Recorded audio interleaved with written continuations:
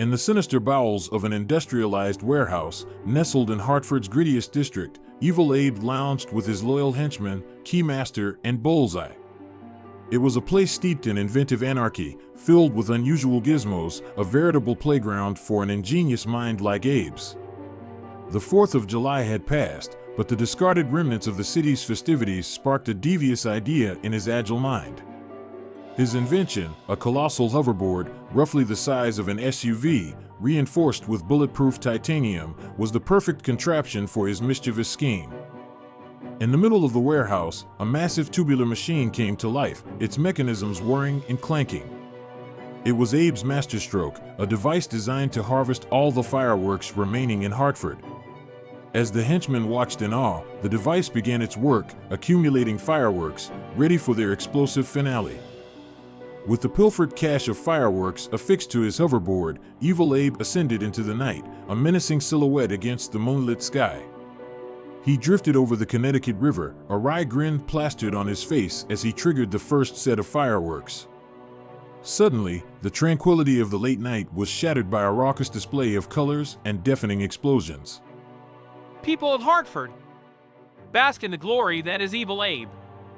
Disturbance calls began pouring into the police station from agitated citizens, but the authorities were powerless against Evil Abe's escapade.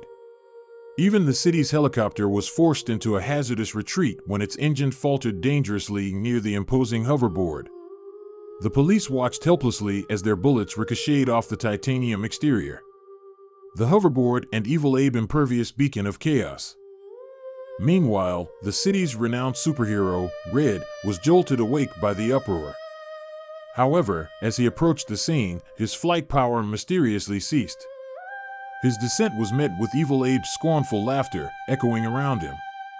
Red splashed into the Connecticut River, unable to use his powers after he was submerged in water.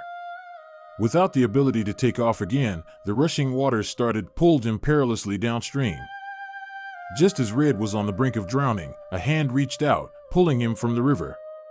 His savior was Aurora, a longtime ally and fellow member of the Hero League. Dressed in a trademark silver suit, her eyes were a mirror of the storm she commanded. Aurora had the power to manipulate weather, a power she gained from her mutant heritage. She and Red shared a bond that went back to their initial days in the Hero League. As they hovered above the river, Red's inability to approach Evil Abe was apparent. With a knowing smile, Aurora reminded him of a simple fact. You know what happens to fireworks when they get wet? The words were barely out of her mouth when a drizzle began, escalating swiftly into a torrential downpour. Evil Abe's victorious smirk faded as the rain doused his fireworks, rendering them useless.